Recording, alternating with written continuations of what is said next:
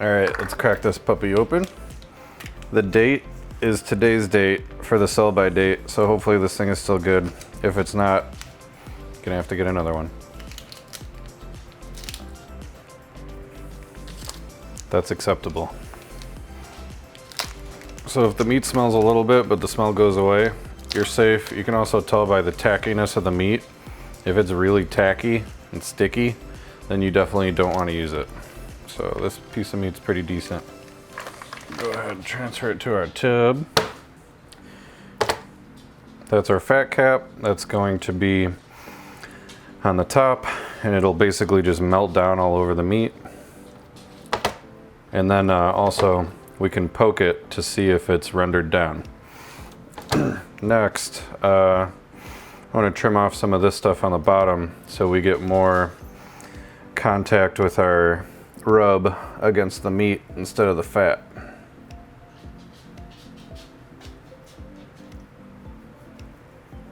Hey Vegas, yeah, I'm cooking pork butt. Your favorite.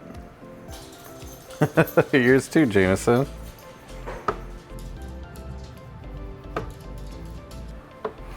Okay, so on the back, some people just leave it. I like to score it. Part of the reason, do a deep score. You can see how deep the fat is. And I feel like if it's bigger than 1/4 of an inch, go ahead and take some of that off, because you really don't need all of that fat. It's not gonna completely render. And then even if it does render, you're gonna be stuck with a ton of fat in your pulled pork, which I just want some. I don't want it to become a really hard white chunk when you put it in the fridge and save it for later. So we'll go ahead and cut it down to 1/4 of an inch to 1/8 of an inch. Just cut a little slice off, grab that slice, and then you can slowly peel it back.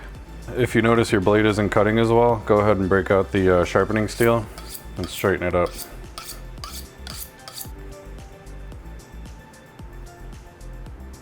That's much easier. I'm gonna go ahead and score across the whole thing, and I like to get it deep so that we can actually get some of the salt in there.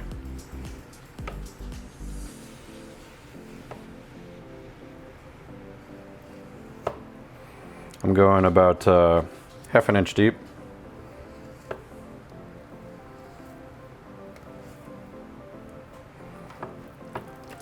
I'm gonna get this off.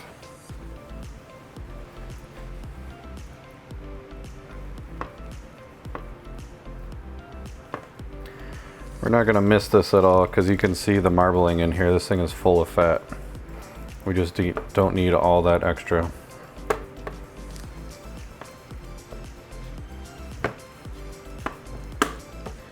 Cross cut, other way.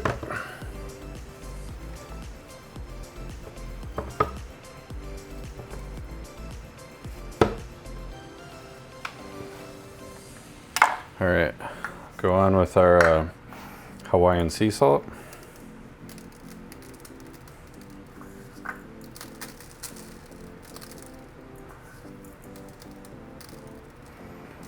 Putting a little extra on this side because it's all going to go inside the crevices.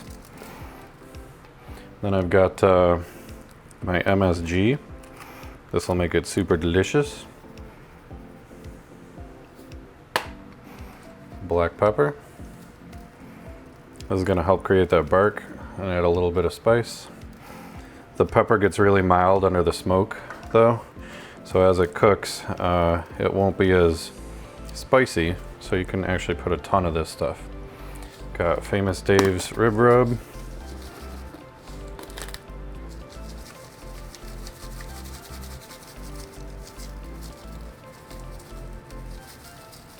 Killer Hogs, the barbecue rub.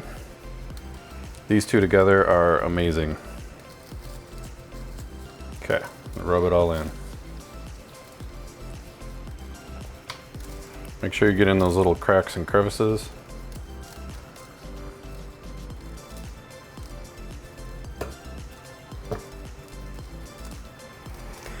Flip it over, do the other side.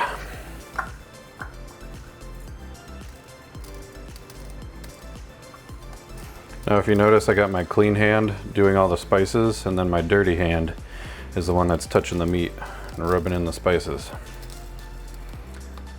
Go with the MSG.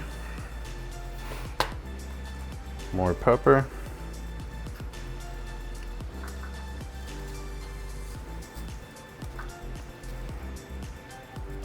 Now this side I like to just kind of smash it into the meat,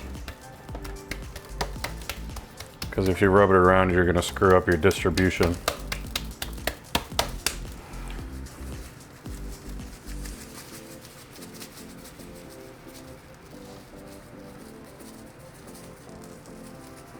Some Famous Dave's, some Killer Hogs.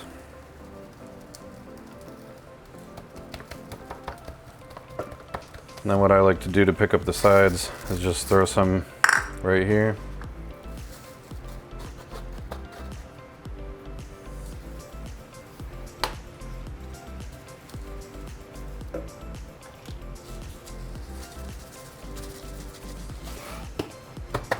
Now we're going to rub the meat in it.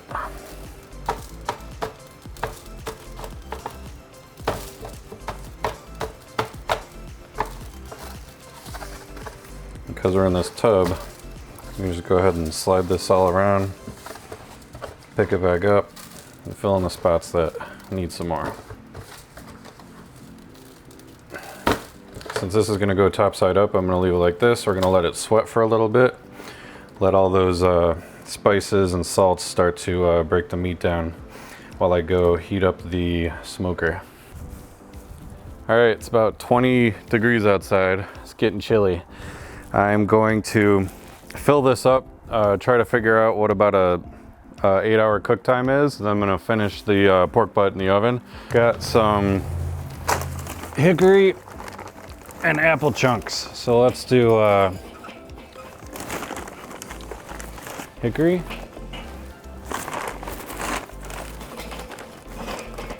And apple. It's cold out, let's add some more.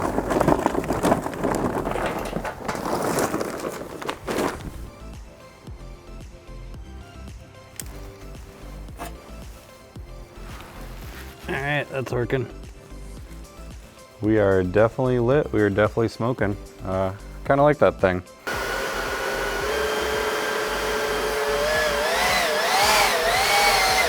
Go ahead and dump our coals on.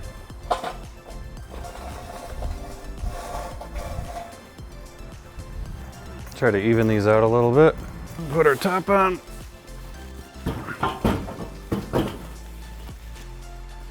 Jeez, calm down, smoke.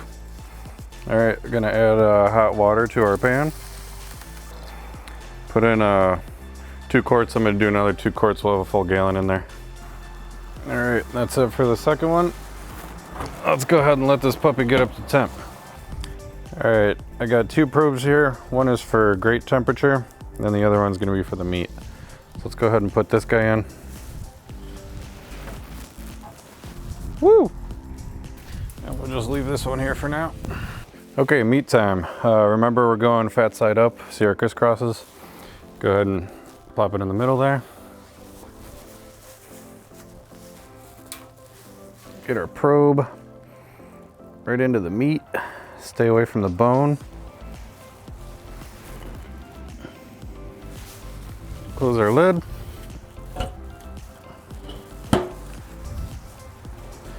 And now we wait. Okay, we're cruising along at 248 at the grill temp right now. So it's steadily falling.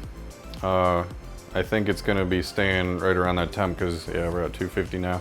So it's gonna hover right around there where I put the vents. I'm happy with that. We're gonna leave it and then we're gonna wait a couple hours and then I'll spritz it. Okay, we're cruising along at about 250. I'm happy with that temp. We're gonna let it sit there for a couple hours and then I'm gonna go ahead and check it, look for the crust, and then we're gonna start spritzing. Okay, so for my spritz, what I like to do is apple juice, apple cider vinegar, and just a little bit of honey. The honey helps with the caramelization and you'll get a nicer crust, which is awesome. Let's go ahead and put in 3 ounces of this.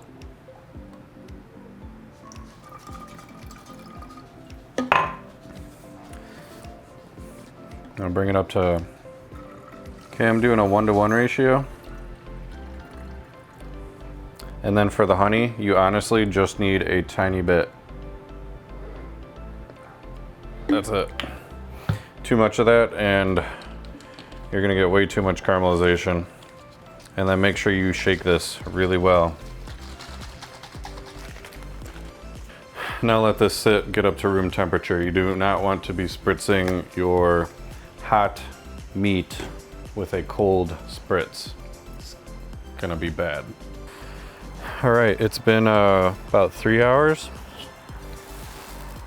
I've peeked at it a couple times before, but we're starting to get a little bit dry on the meat here. You don't want to spray the fat. We're waiting for that fat to render down. So if you spray the fat, what happens is we get phase change reaction, which draws a lot of energy out of the meat because you're basically changing the liquid into a gas, steam, and that requires a lot of energy. So we're just going to spray the meat.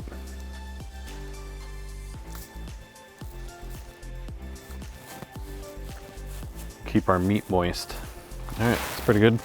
Ugh. I'm gonna let that go for another half an hour, then we're gonna come back and spritz again.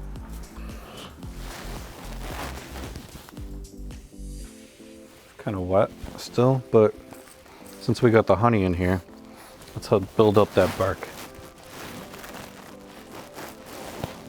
I'm gonna do just a little bit on top.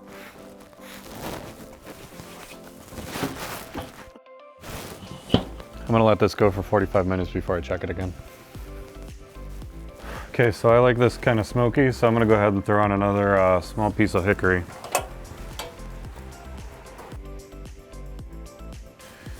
Give it another spritz.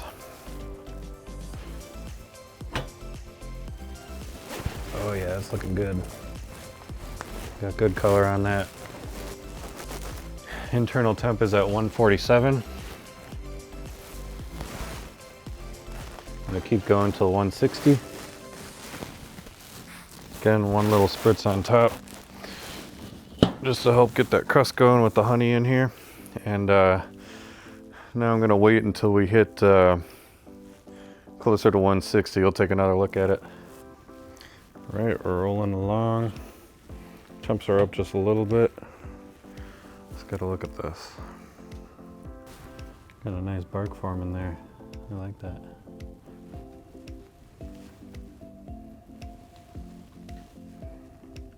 Looking good, let's spritz.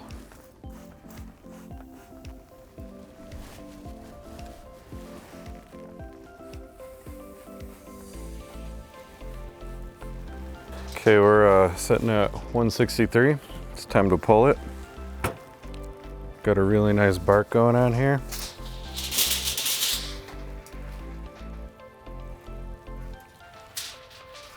Get our probe out of the way.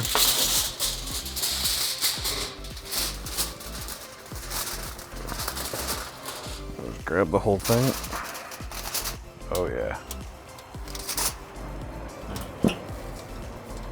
We'll just let that go. All right, time for the wrap job. Oh, get a look at this first.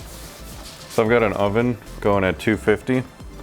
We're gonna wrap this up and then finish it off in the oven so I don't have to waste any more fuel, because when it's wrapped, can't really get smoke on it, so.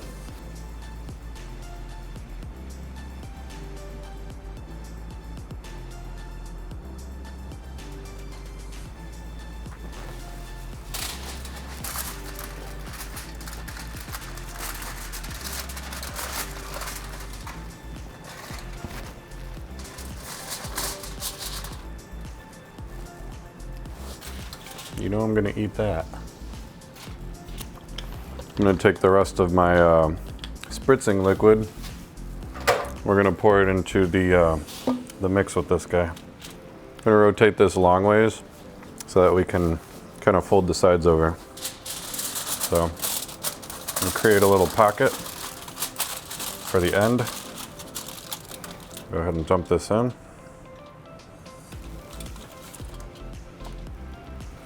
Get that all over.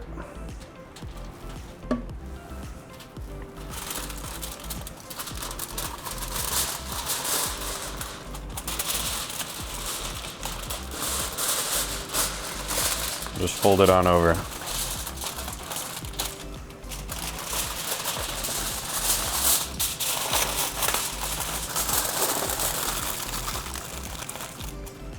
There we go. Okay, I'm gonna go ahead and stick my probe in. Make sure I'm not touching the bone. We'll go ahead and put this in the oven. This guy goes straight in.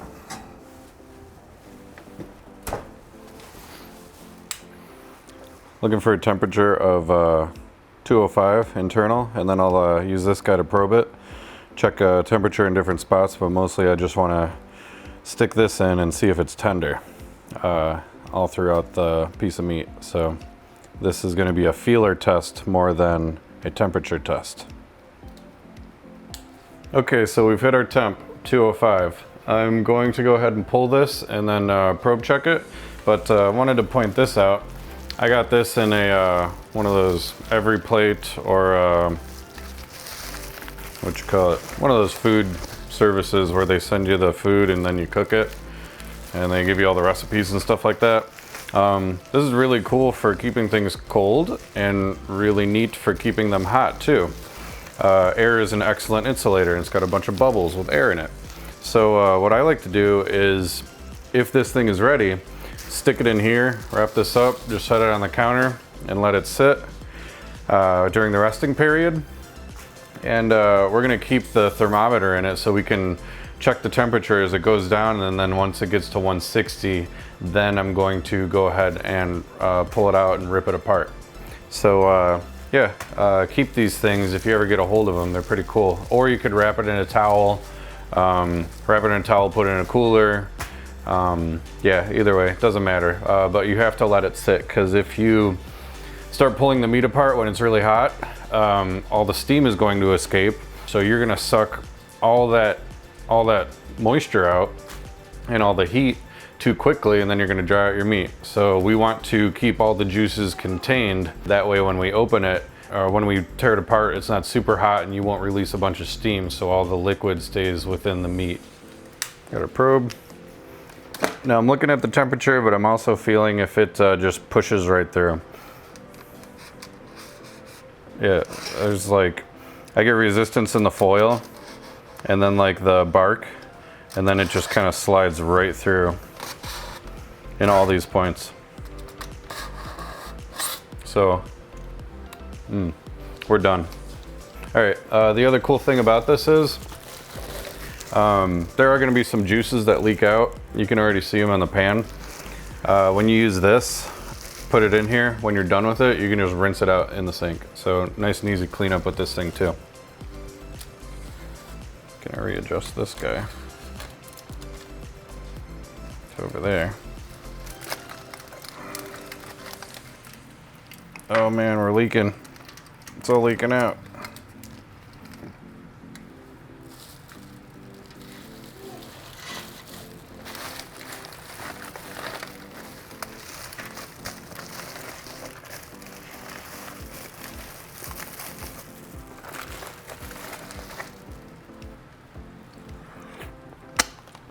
Ooh, that's delicious. I'm gonna fold this below itself to kind of make some kind of seal. And then we're just gonna let that chill until it hits 160. So I'll go ahead and set my alarm here. 160. So when we hit 160, this thing will beep, and then we're gonna make some sandwiches. Okay, so I'm saving the drippings from the pan. You can add more moisture by putting this back into the meat when you microwave it. And instead of water, it'll just help keep it more delicious. All right, moment of truth. We're at 160. Let's go ahead and get into this.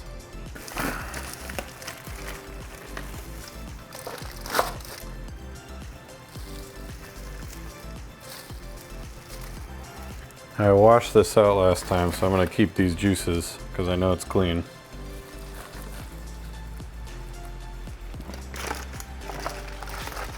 Look at that. Okay, so These little fat pieces on top, these are so good.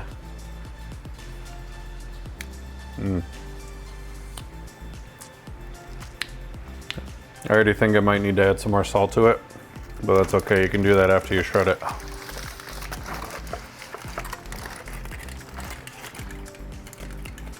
Let that all drain off. All right, let's get that bone. Oh, look at that. Comes right off. Except for this part. I don't know what's going on there. And now we squish. Oh yeah. That's gorgeous. Look at that. That's pretty good. We'll leave some big chunks in there so you get some texture differentiation in your meat. Let's try this. Yeah, that's pretty good. I'm gonna go ahead and add some more sea salt, Hawaiian sea salt. Gonna have a big pinch. There's a lot of meat here, and it needs it, so just go ahead and throw that in there. Okay, now I'm not squeezing the meat so much as just kind of turning it. We don't want to mash this up even more. I do want a couple big chunks in there, so they're fun to run into when you're eating your sandwich. Or put this on a salad or something, I don't know. You do whatever you want with it. This is where we add our juice back in. I threw this in the fridge so you can see the fat separated from the liquid. I'm gonna go ahead and scoop this off.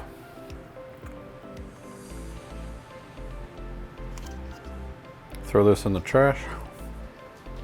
Go ahead and microwave this to get it liquid again. There is a ton of flavor in here, so this will help kick it up a notch. Yeah, it's super salty, super flavorful. So we're gonna dump this back in and save a little bit for later. Just go ahead and mix that in.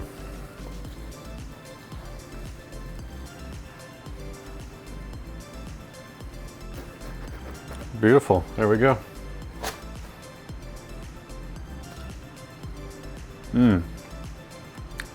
That's perfect. Get you just like that. Now what I found, when I put this in the fridge, it seems like it kind of dries out. So just throw it in a microwave safe dish, add some water, heat it up in the microwave, it's ready to go again. It steams in there, some of the moisture gets back into the meat, and it's perfect. I'm gonna go ahead and make a sandwich. Here's a pro tip. Heat up your barbecue sauce before you throw it on the sandwich. It's just really nice having warm sauce with your pulled pork sandwich. It heightens the flavor in the sauce. So I'm gonna throw this in the microwave. All right, go ahead and get a pan hot. You can throw a little bit of canola oil on it. It's just quicker than butter. And then throw your buns on. And then use your plate to kind of weigh down the buns so they make flat contact with the cooking surface. Let them go just a little bit, and then what you want to do is take a peek every so often, lift it up, take a look, and then see if they're done yet. And don't walk away from it because you might burn them.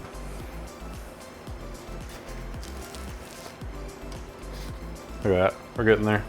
It's coming along. You just hold them down like that. If you don't hold them down with pressure, then you're gonna get rings around the edges, or there'll be a spot that's toasted and a spot that isn't. We want this whole thing toasted. It's gonna help keep our meat and our sauce in. Look at that, perfect. That was quick. Good to go. Got our hot sauce. It's not hot sauce, it's barbecue sauce that's hot. Then go ahead and fill your sandwich up.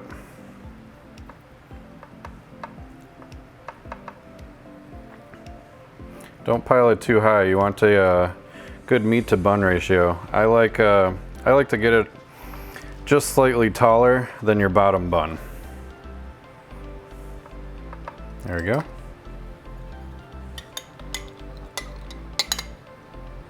Sauce on top.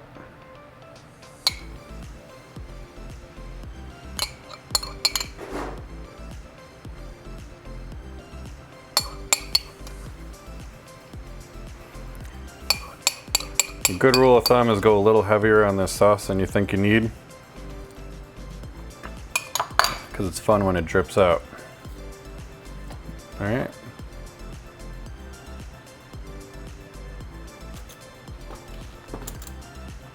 All right, let's try it out. Oh yeah, nice and messy.